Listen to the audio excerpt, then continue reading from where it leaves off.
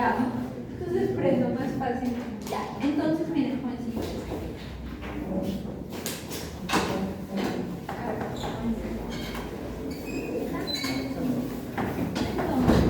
Vamos acá.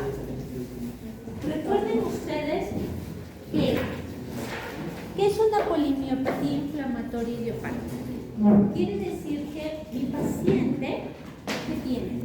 Mi paciente viene con un cuadro inflamatorio muscular, ¿listo? Cuando hay una inflamación, ¿qué es lo que va a pasar? Que puede haber cambios en lo que es el volumen, en la caracterización, pero sobre todo en la funcionalidad.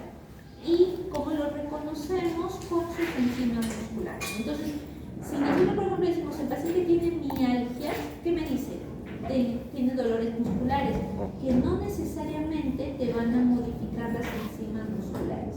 Si esa mialgia tú le tosas y está elevada, más bien estaríamos frente a una miositis. Y generalmente una polimiopatía inflamatoria se caracteriza por presentar ¿qué cosa? Miositis. ¿Listo? Ahora, una polimiopatía inflamatoria, nosotros hemos dicho vamos a ver las idiopáticas. ¿Por qué? Porque también hay por causas infecciosas, causas virales, bacterianas, micobacterianas, parasitarias, fúngicas. Y cuando se descartaron estas y también se descartó los focos neoplásicos, ¿por qué les digo eso? Porque antes, con la clasificación de Bohan-Carter anterior, que decía, había un grupo que se llamaba miopatías inflamatorias con asociación a neoplasias. ¿Por qué? Porque decían, yo te diagnostiqué tu neoplasia en este año y en los siguientes años se agregó el cuadro de miositis simétrica y en este caso superiores e inferiores. Pero después dijeron, como ya sería un síndrome paraneoplásico, vamos sacándolo un poquito del costado.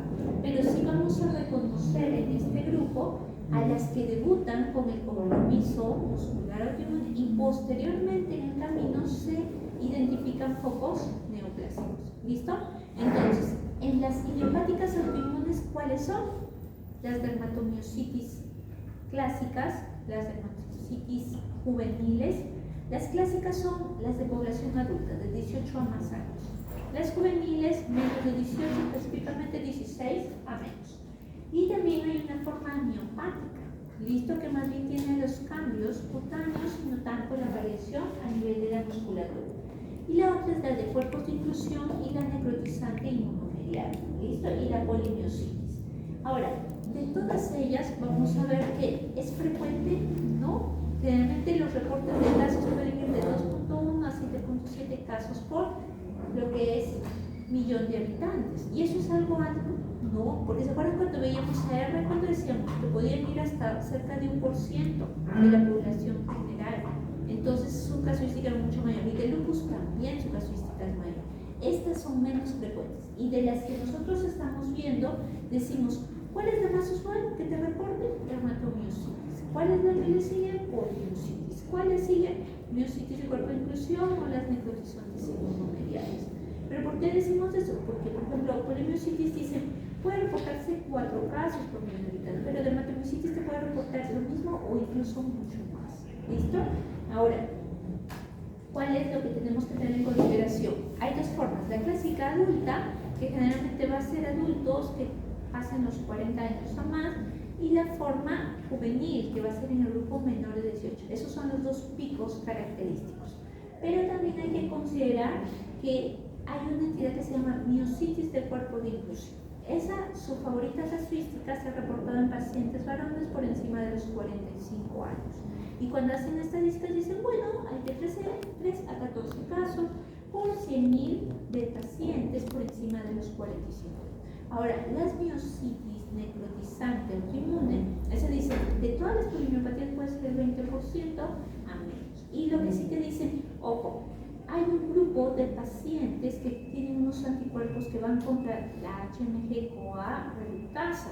Este grupo de pacientes, en este caso si comparamos con la población general, de los usuarios de estatinas, que ustedes saben que las estatinas y las estatinas las usamos no solo como hipoalitermiantes, sino también como su efecto terogénico, protector sobre todo de la esclerosis. Generalmente de todos los que usan, se dicen pueden darse 2 a 3 casos por cada 100.000 que están usando. Pero en ellos, por ejemplo, dicen, yo empecé a usar el fármaco y posterior empecé con esto. Entonces, descartan que no sea una rhabdomiólisis, que es otra de los diferenciales de las miopatías inflamatorias, y pues nos quedamos solo con los cuadros de poliopatías. Ahora, ¿qué es lo que vamos a ver? Que vamos a ver que estas patologías se asocian mucho con cuadros neoplásicos en el seguimiento. Sobre todo el grupo de dermatomiositis tiene más chance de presentar neoplasias que los grupos de polimiositis, que los de necrotizante autoinmune, que los de cuerpos de inclusión. Pero cuando vemos qué tipos de cáncer, pulmonares, nasofaringeo, ginecológicos que incluyen mama, ovario, y los gastrointestinales se reponen. ¿Listo? Ahora, vamos a tener también en consideración que estas enfermedades son autoinmunes. Quiere decir que tienen ANA positivo y que tienen pacientes con predisposición, sobre todo a nivel del HDV. Sobre todo de RB1, pues entra a callar con un pronóstico no tan bueno. Pero ¿quién me gatilla esto? Por ejemplo, infecciones por virus son los usuarios que te van a ayudar como punto de gatillo para empezar este cuadro. Pero vamos a diferenciar dos cosas. ¿Quién va a ser la diana? En este caso, antígena característica, sobre todo las células iniciales. Pero recuerden esto bien clarito. ¿A quién le gusta la inmunidad humoral? A la dermatomiositis. De algunas formas de la inmunidad. ¿A quién le gusta, sobre todo, la depoblación linfocitaria, incluyendo CD8? A las polimiositis y las miositis de cuerpos de inclusión. Pero, ¿qué es lo que les va a ayudar? Sobre todo, que recuerden este punto. Va a haber, sobre todo, el depósito de, en este caso, el complemento de ataque de membrana muy característico de presentación en el grupo de la dermatomiositis, pero también en las necrotizantes autoinmunes. ¿Listo? Solo que en esta última va a ser en las miofibrilas todavía sin necrosis. Pero, y recuerden que en la de acá, la dermatomiositis, va a haber un infiltrado de predominio de CD4, linfocitos CD4. Van a haber citoquinas proinflamatorias también secretadas que involucran sobre todo el grupo también de las interleucinas 17, fuera de las usuales, que son las 1, 6 y otras más. Pero lo que quiero que no se olviden es de que esta entidad va a incluir al depósito de complemento de ataque de membrana, va a incluir a lo que es el depósito de anticuerpos, sobre todo donde pericial y perivascular. ¿Listo? Ahora, en cambio, en la polimiositis, ¿qué nos dice? ¿Quién va a ser uno de los participantes? El complejo, pero va a haber sobre todo un infiltrado de linfocitos CD8 citotóxicos. ¿Listo? ¿Y qué van a hacer? Que van a permitir sobre todo la expresión de quiénes? Del MHC1, que involucra el complejo, el discontinuidad sobre todo aparte de membrana tipo 1, que se expresa además acá y donde más en la miositis de cuerpos de inclusión. Esta última es muy llamativa. En cambio, en las necrotizantes autoinmunes, su expresión es bajita o mínima. ¿Listo? Entonces, en esta de acá, ¿por qué no importa? Porque a través del grupo de la perforina va a permitir para contribuir a la necrosis de miofibrilas. Pero ojo, por si acaso, esta es la que tiene mayor asociación, sobre todo por estímulo de procesos virales, incluyendo el grupo de los HPLB y también VIH para mantener el constante estímulo y estimulación del grupo de linfocitos CD8. Lo que no deben olvidarse en la de miositis de cuerpo de inclusión, que tiene muchas aristas de la fisiopatogenia, desde trastornos mitocondriales hasta lo que es expresión del MHC1, pero que tienen que tener también en consideración esto. Esta de acá, no olviden este segmento. Esta es la que sí va a tener agregados intracelulares, que va a tener propiamente unas lesiones vasculares características bordeadas y que va a tener también depósitos dentro de las células musculares, sobre todo de agregados aminoácidos, y va a haber depósitos de ubiquitina. Entonces, estos hallazgos son muy característicos solo del miositis del cuerpo de inclusión. Si está presente esto, ya te enfocaron tu diagnóstico. Lo malo es que también su presencia de esta entidad es la que tiene peor pronóstico. Y tenemos la necrotizante. Esta de acá, ¿cuál es lo característico? La necrosis de las fibras musculares. Pero va a haber infiltrados también, sí, pero no va a ser tan abundante como lo que se va a ver en las otras que hemos estado viendo. Lo que sí va a haber es un daño de capilares.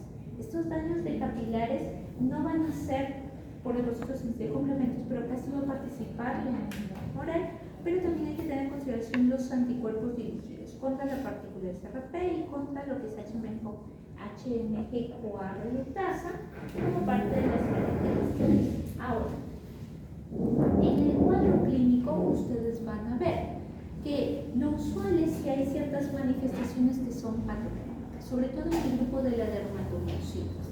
Las lesiones de heliotropo, que son las de la figura superior, que son eritema violáceos, eritematosos, con un cierto edema periorbitario, y en este caso, que puede extenderse a la zona frontal, tenemos las lesiones propiamente de Gotthold, que van a ser manchas, van a ser en la parte de lo que es sobre los dorsos, de lo que son metacarpios, interfalángicas o en rodilla. Pero también tenemos las pápulas de Gotthold. Van a ser lesiones eritematosos violáceas que pueden tener su presentación a nivel de lo que es dorso lateral y a nivel de lo que son las metacarpos e interfalángicas respectivamente. Esas son patológicas de dermatomiositis. ¿Listo? Te apoya mucho el diagnóstico. Mientras que el signo de B y el signo de Schalk son características, pero no son patológicas. Entonces tú puedes encontrar también lesiones muy semejantes en otras entidades hasta que. Ahora, si es que tiene más la variante cutánea y no tanto el compromiso muscular, pues esa es la forma que es parte hepática o incluso miopática. Pero la clásica es la que se va a acompañar de la debilidad proximal con inicio subagudo y curso progresivo que se va a dar en la dermatomiositis. Sin embargo, hay un grupo de pacientes que no van a evolucionar con ese cuadro solo cutáneo y muscular, que es muy característico de presentar anticuerpos anti-Mi2. Hay un grupo que pueden tener anticuerpos específicos para miositis y que pueden darte patologías de enfermedad intersticial, disfagia, miocarditis o hasta miocardiopatías dilatas que tienen peor pronóstico. Y cuando nosotros enfocamos el cuadro clínico decimos, si yo solo tengo mis lesiones cutáneas y mi debilidad progresiva a predominio proximal, ya descarté otra etiología que sea por causa infecciosa, compromiso neurológico, entonces, y yo estoy viendo que más es muscular porque le estoy pidiendo sus enzimas musculares, que pueden ser sus CPK, sus transaminasas, y estas están alteradas, entonces yo complemento con mi electromiografía solo para corroborar que el tenor del asunto se debe por inflamación muscular. ¿Me hace el diagnóstico de la electromiografía? No, solo me dice, sigue por este camino, está yendo bien. Esto te complementa para hacer un diagnóstico ya no posible, sino probable. Pero con eso confirmas, no. Confirmas con las biopsias. ¿Listo? ¿Y la imagen dónde está tallada? En ningún lado. ¿Por qué? Porque para que tomes una buena biopsia tienes que enfocar la área más característica y las imágenes te sirven para decir, acá justo, este grupo muscular tiene más patrón inflamatorio, que si tú tomas resonancia o tomografía, te puede ver la resonancia, te puede ayudar sobre todo porque varía la intensidad, incrementa fuertemente la intensidad de marcación en dicha zona, fuera de las lesiones de panal de abeja o los cambios propiamente difusión o captación sobre todo de contraste. Ya he hecho tu enfoque de diagnóstico de dermatomiositis, en el seguimiento que vas a hacer, tú vas a ver cómo van las lesiones y cómo va la debilidad. ¿Cómo mides la fuerza muscular? El niño que se duerme. ¿Cómo se la fuerza muscular? ¿Cómo se mide? ¿Cómo medimos? ¿Qué mañana? ¿Cómo medimos la evolución muscular? Daniels. Entonces, ¿por qué? Porque si tu pacientito te dice, tengo debilidad, ya dices, ay, está débil. ¿Es una miositis todos los que te digan, tengo debilidad? No, tenemos que objetivar. Y entonces, ¿cómo hacemos el test de Daniels? A ver, con los voluntarios, ¿quién le va a medir a su compañero? Por acá no, por acá tampoco. Por acá tampoco. Ya, entonces, ¿qué es lo que ustedes van a ver? Fuerza muscular, ¿cómo está? Si es que es distal, si es proximal. ¿Por qué? Porque si es proximal, ¿el paciente va a poder hacer esto? No. ¿Va a poder hacer esto sin problema? No. Recuerden que van a ver en proximal flexores extensores del cuello y la musculatura de cintura escapular y pélvica que le va a permitir hacer los movimientos de flexión, extensión, reducción, rotación. ¿Listo? Entonces, en este caso, en cada control de paciente, tú que vas a ver cómo van las lesiones cutáneas, cómo va la fuerza muscular. Y esa es su clínica. En cada monitoreo que van a traer ellos sus enzimas musculares. Si tú estás midiendo CPK, cada control que va a traer su CPK con su marcador inflamatorio de fase aguda, BCG o PCR. Pero en los controles anuales o máximo cada 2 años, ¿qué debes tamizar? Marcadores tumorales. Marcadores tumorales, o si hay sospecha, hasta estudios tomográficos de la zona que se está sospechando de posible evento agregado. ¿Listo? Ahora, en el caso de la polimiositis, ¿qué pasó? ¿La polimiositis va a tener esas lesiones cutáneas? No, pero sí va a tener una debilidad progresiva, sobre todo en miembros inferiores más que superiores, y pues te va a decir el paciente: no me puedo parar, tengo dificultad para subir y bajar las escaleras, ya no puedo hacer las actividades y pararme sin problemas, me canso más rápido, y luego ya se agregan las extremidades superiores. Pero te van a tener ciertos signos que no es usual que te reporten. Por ejemplo, si te está diciendo tengo distrofia, tengo disartria, tengo tosis, pues no es muscular lo que está partiendo, está probablemente yendo por una etiología más bien neurológica. ¿Listo? Por eso es infrecuente. Pero si hay presencia de disfagia progresiva, si hay presencia de lo que es fatiga generalizada, no progresiva, ¿qué quiere decir? No es que no tengas problemas, sino que más bien cuidado, porque tu paciente puede estar yendo con un cuadro de síndrome de sintetazo, o sea, un pronóstico, pero ¿listo? Porque esta entidad puede dar manifestaciones extramusculares, sí, a nivel cutáneo te pueden dar los famosos manitos de mecánico, con los cambios en los bordes laterales de lo que son manos, y aparte de eso te puede ir con cuadro de artritis. Ellos te pueden hacer un tipo o poliartritis, pero no erosivo, ¿listo? Ahora, en relación al que es el enfoque diagnóstico, dices, un inicio subagudo, curso progresivo, en este caso un compromiso muscular de debilidad, y vamos a ver de qué me moviliza enzimas musculares, sí, listo, sí me eleva las enzimas musculares. Electromiografía es un patrón biológico que va a tener, y la biopsia es la que te va a hacer el diagnóstico, listo. Para los controles de polimiositis, ¿qué vas a medir? Fuerza muscular, enzimas musculares, BCG, PCR, listo. Ahora, ¿y qué pasa si el paciente te está haciendo un síndrome antisintetasa o un síndrome antisintetasa? ¿Qué vamos a hacer? ¿Cómo así? Puede que tu paciente al inicio solo vino con la debilidad, pero en el transcurso de los controles te dice: doctor, cada vez me siento que me falta el aire, que siento que me canso apenas camino un poco, y no es que me falte fuerza, estoy siendo cansado, estoy que presento tos, es una tos seca muy frecuente. Entonces tú la examinas y encuentras rayos agregados. Entonces tú vas a pedir, pues lo ideal, una imagen. Una radiografía capaz te va a ayudar solo en fases más tardías. Entonces, ¿qué puedes pedir de antemano? Una tomografía, buscando si hay una enfermedad intersticial. Y si se evidencia, vas a tener que hacer una espirometría o su DLCO, que es para ver difusión, y ver si hay un patrón restrictivo. Puedes complementar con anticuerpos, sí, en este caso el anti-SRP, los anticuerpos antisintetasas, que te incluye sobre todo anti-HO1 y anti-MD5, para ver pronóstico en tu paciente. Pero si tú desde que le hiciste el diagnóstico le pediste anti-HO1 y estaba positivo, vas a tener que siempre estar monitorizando que se agregue ese compromiso intersticial.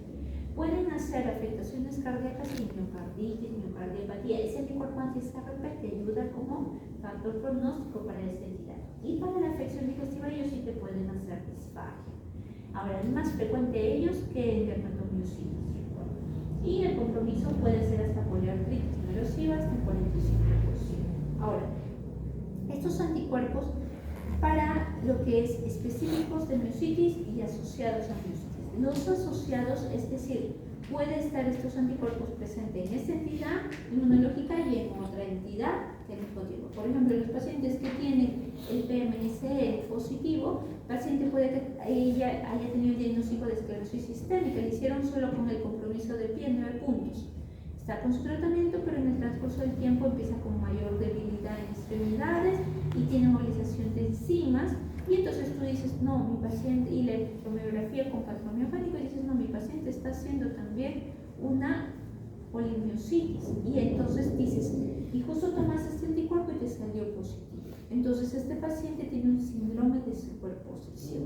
Entonces, ¿quién va a determinar su tratamiento? ¿Cuál de las dos está más activa? Si más activa es el cuadro de miositis, pues esta va a tener que, la dosis de corticoide va a ser alta, porque se acuerdan de esclerosis sistémica progresiva, la dosis de corticoides es alta, pues dosis bajita. ¿Quién usa 1 miligramo por kilo por día? ¿Esclerosis sistémica o polimiopatías? La polimetría también. La polimetría también.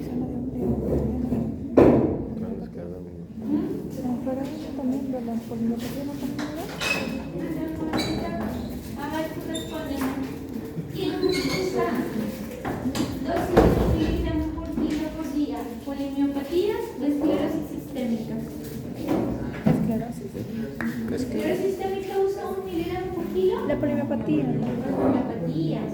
Recuerden que si usábamos más de 15 miligramos de corticoide en la esclerosis podía, sobre todo en las formas difusas, pasar el factor de riesgo para debut de crisis renal. ¿Listo? Entonces, en este caso, por eso nos importa saber exactamente quién es la que está más activa para poder determinar la dosis de tratamiento. Entonces, regresando acá, hay ciertos anticuerpos que son específicos para el desarrollo de mayor compromiso restrictivo intersticial. Y siempre vamos a medir cómo nosotros medimos que está empeorando esto. Por la imagen solamente no, por la funcionalidad. ¿Espirometría o la espirometría? ¿Listo? Ahora, en la miopatía necrotizante inmunomediada es frecuente, casi no se reporta, pero hay dos variantes en relación al tipo de anticuerpos que tiene a favor. Lo malo de esta de acá, que la que está asociada con anticuerpos anti-SRP son los anticuerpos que son para partículas específicas asociadas con compromiso cardíaco. Estos pacientitos, los de necrotizante inmunológica, tienen un debut, tienen una evolución, un inicio casi agudo o suagudo y una evolución rápidamente, es decir, su debilidad, no, a diferencia de cuerpos de inclusión que podía demorarse meses o años en darse, o en el otro que se podía dar semanas o meses, esta puede darse en semanas, nada más de que empezó el cuadro. Solamente si es que tu espina dosis bajita, por ejemplo, el factor es la estatina, y justo se irá dando progresivamente, puede durar semanas a un mes, pero realmente es agudo a su agudo. Y en este caso, los que tienen este anticuerpo anti-CRP más bien tienen una evolución un poquito más rápida. ¿Por qué? Porque hacen un compromiso peor, cardíaco y pulmonar. Y pueden hacer mucha disfagia, su tasa de mortalidad y su pronóstico respiratorio es mayor. ¿Listo? En cambio, los que tienen el anticuerpo contra el anti-HMG o A reductasa, ellos de acá no tienen tanto compromiso cardiorrespiratorio y sí tienen su debilidad, pero no tienen mayor asociación con compromiso de neoplasias. Pero los que no tienen anticuerpos de ninguno de los dos tienen mayor asociación o hacer cuadros neoplásicos o tener síndrome de superposición, es decir, ir con otra entidad inmunológica. ¿Cuál es la caracterización de esta entidad? Que sus niveles de CPK los vuelan hasta 100 veces el valor referencial. Y cuando tú haces, en este caso, su electromiografía, también tiene una variabilidad en relación a su perfil miogénico, pero lo que te van a ayudar fuera de la biopsia, que es característica para tu diagnóstico, lo que te va a ayudar los anticuerpos es para ver qué serotipo tiene y te va a ayudar con el pronóstico. ¿Listo, jovencitos? Ahora, vamos con lo de cuerpos de inclusión. Las de cuerpos de inclusión, como les dije, grupo favorito, grupo masculino, edad media, 35 a más gente, pero puede presentarse hasta de 30 en adelante. Y lo que sí, van haciendo muy lentos, es decir, por eso muchas veces se subdiagnostica o se demora mucho en el diagnóstico porque va evolucionando muy lento. Ahora, lo que vamos a ver acá es que estos pacientitos tienen que, a veces una media de lo que es el diagnóstico, que puede ser meses o años, hasta de 5 años antes de llegar. Pero lo que sí necesito que recuerden este de acá. Los anticuerpos antinucleotidasa citosólica, que ustedes lo van a ver como N1A, C1A, van a estar casi en cerca del 30-50% de los pacientes con esta entidad, pero cuando están presentes te puede indicar que su evolución va a ser un poquito más tórpida, que va a ser un poquito más refractaria a los esquemas de medicamentos. Puede que te sean resistentes a algunos supresores orales, que tengas que pasarte a los biológicos y que en este caso puede que no te respondan con los primeros. Ahora, ellos hacen mucha disfagia, casi 60% más pueden hacer disfagia, pero su caracterización es hepatogénica, porque son tan refractarios porque sus dianas terapéuticas pueden ser muy diversas, desde mitocondrias hasta población linfocitaria, hasta lo que son alteraciones propiamente a nivel de lo que es manejo de citoquinas y otras más asociadas post-procesos infecciosos virales. Eso es lo más característico. Pero lo que sí quiero que recuerden es esta parte. Ellos van a tener una variabilidad en la presentación de su debilidad. ¿Listo? Si bien su debilidad se va a ir dando, ellos pueden sí cursar con atrofia muscular. Y sobre todo, esta va a ser muy progresiva y va a ser selectiva. ¿Selectiva en quiénes? Sobre todo a nivel del cuádriceps, selectiva a nivel de los flexores de los dedos, a veces también lo que es el para extensor de la rodilla entra a tallar. Es decir, puede que tú lo veas la musculatura así, pero en esos músculos van a estar delgaditos, adelgazados. Ellos hacen zonas de hipotrofia o atrofia. Entonces, eso no te lo va a hacer polimiositis ni dermatomiositis, pero sí te lo va a hacer esta edad, y sobre todo es lo más característico en el cuadro clínico, aparte de la disfagia. Y a diferencia de las primeras, ellos pueden llegar a ser una debilidad que no necesariamente va a ser sí o sí siempre simétrica. Ellos pueden hacer hasta un cuadro asimétrico, por eso es que a veces demoran en su diagnóstico. Y lo que sí necesito que ustedes recuerden que acá la que va a ser clave va a ser la biopsia. Porque si ustedes se fijan, puede elevarse PK, sí, así como pueden tenerlas normales o elevación bajita. Y la electromiografía puede tener un patrón no solo micénico, sino un mixto. Entonces, por eso es que te lleva tanto al desvío esta entidad. Pero la biopsia sí es muy usual. Si ustedes ven las vacuolas en billetes o con bordeado, si ven los depósitos de leuquitina, si es que tienen, a ver, lo que es en este caso las fibras musculares negativas o que tienen los depósitos mononucleados, más te va a sugerir para una de cuerpos de inclusión. Porque el infiltrado endomicial, el infiltrado de linfocitos CD8 también lo pueden ver en poliinclusión. ¿Listo? Diagnóstico definitivo con biopsia. Esto es para que ustedes se ayuden a diferenciar. Si ustedes se dan cuenta, ¿la imagen te hace alguna relevancia? No, casi es muy parecida en la mayoría de las cuatro formas. Los anticuerpos pueden sobre todo estar asociados, si son paramiositis, presentes hasta en 3 de ellas. La biopsia es la única que sí tiene características muy propias de cada entidad, porque las CPK van a elevarse, lo que van a variar a veces es en el rango hasta donde pueden elevarse. Y en lo que son los inicios, la única que puede tener un inicio agudo con subagudo es la de litorizante inmunológica. La mayoría son inicios subagudos o en las otras, como en la de inclusión, ser muy pero muy largas. Ahora, dijimos, vemos que hay debilidad muscular en mi paciente. ¿Qué debemos hacer? Pedirle sus enzimas musculares. ¿Listo? CPK, transaminasas, aldolatas, eso. Pero recuerden que esto es la que vamos a monitorizar en el seguimiento. ¿Listo? Entonces van a ver que el paciente todas las consultas viene con su CPK, sus transaminasas, su LDH y vamos viendo cómo va. Pero como nosotros también quisimos caracterizar que en verdad todo lo que se daba en el músculo, la electromiografía te apoya. Pero recuerden de que a veces no está a la mano. Lo puede hacer el neurólogo o a veces el médico de medicina física entrenado, no todos. Entonces, como a veces esto no lo tienes a la mano, las enzimas sí son más accesibles. Pero recuerden que estamos viendo idiopáticas o también llamadas de base autoinmune. Entonces, ¿qué nos debe faltar? El A. Y en el perfil ENA, sobre todo los específicos de miositis. ¿Por qué? Porque el ROILA, ¿dónde más lo vimos? Lupus. ¿Dónde más? Sjögren. ¿Dónde más? Vasculitis. Bueno, lo hemos visto, dice el doctor, pero ustedes ya lo tienen de conocimiento. Y el RNP, y en este caso, ¿dónde más lo vimos? El RNP. El RNP polimerasa, ¿dónde lo vimos? Esclerosis sistémica, esclerodermia. Entonces ella puede también, igual algunos pacientes con lupus. Entonces, estas de acá pueden estar presentes reducidos de acuerdo a las manifestaciones. Pero ¿quiénes son específicos? Antijo.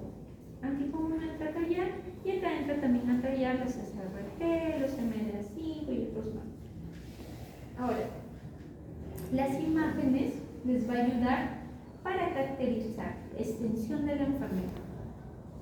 Si estás sospechando que estás haciendo un síndrome antisintetasa, que no te debe faltar tu tomografía de tórax, tus valoraciones espirométricas, tu deseo. Pero si es que estás enfocando que quieres confirmar el diagnóstico, pero quieres sacar una muestra que te vaya a ayudar, entonces acá vas a hacer qué cosa? Resonancia. ¿Vale? ¿Cuál es? Pero si no tienes noción, tomografía. Puede ser posible, pero va a depender del entrenamiento del examinador. ¿Listo? Pero para las biopsias, todo momento puedo ver, pero sí, si pides una resonancia, tú vas a ver signos que son más probables. Muchos se refieren sobre todo al incremento de la intensidad de señal, y más cuando tienen contraste. Con el niño es lo más representativo, pero también hay ciertos patrones de abejas, hay campos de difusión de que podemos orientar, pero con eso te hace el diagnóstico, no, te dice, son hallazgos más usuales de presentación en miopatías inflamatorias. Solo te está diciendo eso, no te está diciendo que sí o sí tiene y cuál es el tipo. ¿Listo? Entonces, cuando nosotros vemos esto, decimos, ok, ¿y en los anticuerpos? Recuerden que hay anticuerpos específicos y asociados. Estos de acá, los asociados, van a estar presentes en otras entidades que pueden estar yendo a la par, ¿listo? O que te puede servir de diagnóstico diferencial. Pero los otros de acá, los primeros, te van a decir, ok, sí, estamos enfocando en las miopatías inflamatorias que van a cursar con ciertas manifestaciones en órganos y sistemas, y te vamos a ayudar como factores pronósticos. Pero recuerda que sus sensibilidades, o sea, para tamizaje, pues no son tan altas, ¿listo? Pero sí te ayudan como pronóstico. Entonces, ¿qué hacemos para el diagnóstico? Esto de acá ustedes lo pueden encontrar en su calculadora, que lo buscan en Google y ponen calculadora de polimiopatías. Pero ¿qué enfoca esa calculadora? Clínica, en exámenes y patología, de acuerdo al peso en relación a las manifestaciones. ¿Qué es lo que te enfoca? Si dicen, lo más usual es que se den 2 picos bimodales en menores de 18 y por encima de los 40. Entonces, de acuerdo a eso, te van dando un peso. Dicen, lo más usual de presentación es en este grupo etario, entonces yo te doy tanto de peso. ¿Le entra mucho a tallar para el peso? No. ¿Cuál sí te entra a tallar en relación a los pesos? El cuadro clínico. Si ustedes se fijan, ¿cuál tiene bastante peso? Los hallazgos cutáneos, o sea, las lesiones de metropo, de Gottron y de papular, de Gottron en sí. Pero la debilidad tampoco es que tenga un piso tan alto. Sí tiene un poquito más de peso, ¿cuál? En relación a la musculatura de los flexores cervicales, porque esa te puede estar orientando para un subtipo en particular. Y que vemos acá, disfagia, también entra a tallar con un peso relativamente considerable. ¿Para qué? Para que te digan, sí, estamos frente a esta entidad. Y el antijo 1, como anticuerpo antisintetasa, entra también a tallar y tiene un buen peso. Ahora, vemos las enzimas musculares, entra también a tallar, y sobre todo, ¿quién tiene bastante peso en relación a considerar? Los hallazgos histopatológicos. Entonces, la combinación de hallazgos clínicos, laboratoriales y los hallazgos histopatológicos te confirman tu diagnóstico y te dicen, tengo esta polimiopatía, tengo este tipo de polimiopatía, y propiamente vamos a enfocar su manejo. Entonces, vimos cuadro clínico, laboratorial, histopatológico, hiciste tu diagnóstico, ya, ¿qué le vas a dar? Esos pacientes van a usar corticoides a dosis altas. ¿Posibilidad que hagamos osteoporosis? Sí, porque pasaron los 7.5 miligramos por día. Entonces, van a tener que usar suplementación de calcio y vitamina D, vas a tener que estar cuidando bastante en relación de que no incremente su riesgo aterogénico. Entonces, la dieta grasa, infecciante, entra a tallar. Y lo que es el manejo respectivo. Recuerden ustedes estos síntomas y modificador de la enfermedad. En síntomas, ¿qué es lo que tienen a tallar ustedes? En síntomas, mejorar la debilidad muscular. ¿Y con qué lo van a mejorar? ¿Qué les va a ayudar a ver? Los corticoides. Entonces, vamos a usar prednisona, probablemente a dosis de 0,5 miligramos por kilo por día. Todo el tiempo no, lo empiezas y ya en el transcurso de los 6 meses le vas reduciendo progresivamente la dosis. Pero si tu paciente te viene, por ejemplo, con síntomas cutáneos y musculares, ¿solo me quedo con el corticoide? No, lo ideal es para poder quitar el corticoide es que tú le agregues los ahorradores de corticoides, que son los DIMARS o también llamados fármacos o también llamados inmunosupresores internos. Entonces, si es cutáneo muscular, ¿qué inmunosupresor me ayuda? Metronidazole, también puede ayudar hasta azathioprina. ¿Listo? Pero azathioprina tiene el plus que te puede ayudar si también hay manifestaciones en órgano. ¿Listo? Entonces, por eso es que en cuadros de polimiopatía, sobre todo en adultos, que podemos usar como primera línea corticoides más azathioprina. ¿Listo? Azathioprina, 50 miligramos te viene, prednisona, si pesa 60, le das 60 miligramos a tu paciente. Pero ¿qué pasa si tu paciente más bien te está viniendo con el compromiso pulmonar? Entonces, si más es el compromiso pulmonar, ¿le daré metronidazole que tiene efectos secundarios en pulmón? No. Entonces, ¿qué podría utilizar? Mofetil-micofenolato. Puedo usar también, en este caso, si es que no me está respondiendo y el patrón restrictivo sigue evolucionando, puedo pasar a ciclosporina o puedo pasar a tacrolimus. Pero si no me responde, puedo pasar a los inmunosupresores parenterales. ¿Quién vamos a usar? Ciclofosfamida. ¿Cómo es la dosis de ciclofosfamida?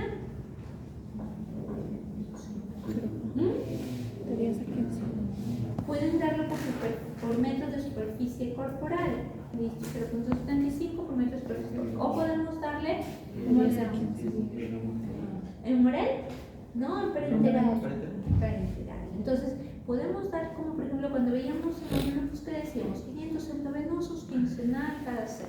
Pero en otro le podemos dar por calculado por superficie corporal y le podemos dar mensual. Le puedes dar con esos. Pero va a depender si es que tu paciente no tiene contraindicación. Por ejemplo, no está con una pancitopenia y capaz no tiene algún riesgo que le lesione. Por ejemplo, si tiene hematura y pancitopenia, ¿le daríamos ciclofosfamida? No, porque los efectos secundarios del medicamento es ese que te pueden dar. Entonces, más bien que podríamos utilizar como parte del esquema rituximab, que te puede ayudar. O sea, si el paciente requiere un manejo más agresivo y no tiene la opción parenteral por efectos secundarios y el paciente está con una lesión severa de órgano, ahí sí te da la chance de usar biológicos, específicamente rituximab. ¿Puedes usar inmunoglobulina también? Sí, es otra alternativa a veces más accesible que rituximab.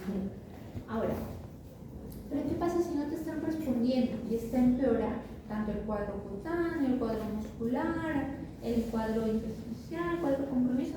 Entonces tienes opciones, sobre todo para el grupo que tiene anticuerpos específicos de miositis, sobre todo para el grupo de polimiositis, miositis de cuerpo de inclusión y un tipo de hermanomiositis, que involucra antiinterleucinas 1, antiinterleucinas 6 y lo que es anti-CD20 y otros similares. Pero el problema es que hay pacientes que te van a responder y hay otros que no. Sobre todo los más refractarios van a ser cuerpos de inclusión muchas veces. Entonces, el tratamiento inmunosupresor es variable. ¿De qué va a depender? Del paciente. ¿Qué paciente, con qué tipo de miopatía y qué manifestaciones? ¿Listo? Y de acuerdo a eso tú vas a orientar. ¿Por qué? Porque si tu paciente te viene con una debilidad severa, o sea, ustedes dan el está 1 sobre 5, ¿listo? Ya no pasa a los alimentos, está teniendo una insuficiencia respiratoria, entonces, ¿tú le das prednisona oral? No, tú tendrías que empezarlo con metilprednisolón. Y recuerda, metilprednisolón es como si tú le dieras 30-50 miligramos por kilo por día. Es decir, vas a hacer una dosis total que van de 750 a 1 gramo. ¿Listo? Por día. Y generalmente le damos 3 días. Se podía extrapolar hasta 5, sí, pero el problema es que le aumentas también la inmunosupresión y la alteración del eje más. Entonces, generalmente son 3 días. Y 3 días y puedes complementarlo con inmunoglobulina intravenosa para que te ayude a sacarlo de esta fase aguda. Ya luego que terminaste los 3 días de metilprednisolona, recién pasas a prednisona 1 miligramo por kilo por día. ¿Por qué? Porque se supone que mejoraste bastante ese proceso inflamatorio y ya te va a permitir seguirlo con corticoides orales. ¿Listo?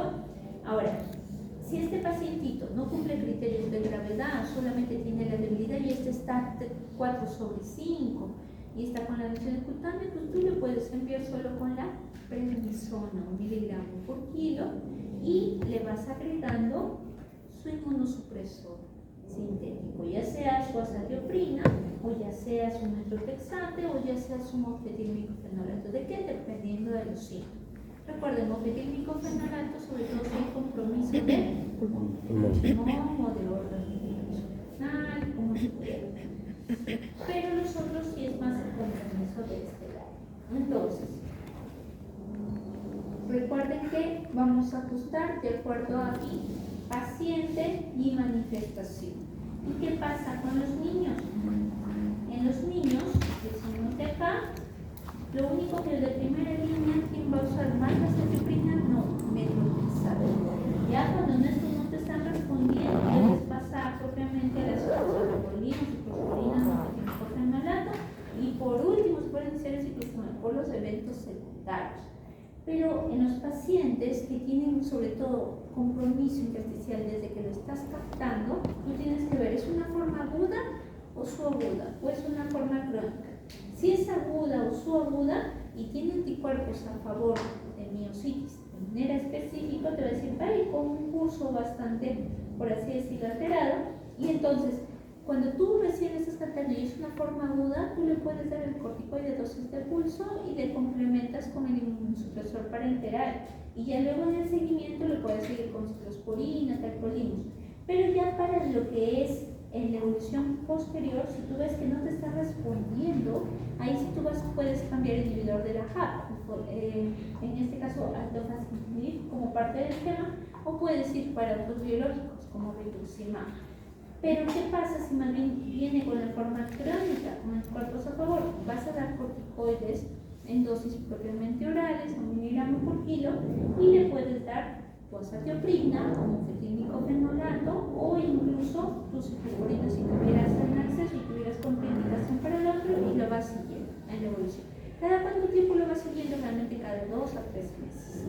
Y vas viendo cómo está su debilidad, cómo están sus sistemas musculares, cómo son los vasos más rápidos. Pero si en el interín no te permite esperar porque tu paciente se deterioró mucho más, pues tú lo vas a tener que ingresar, vas a tener que pulsar y vas a tener que dar su monoglobulina intravenosa, o si tienes opción a lo que es el biológico,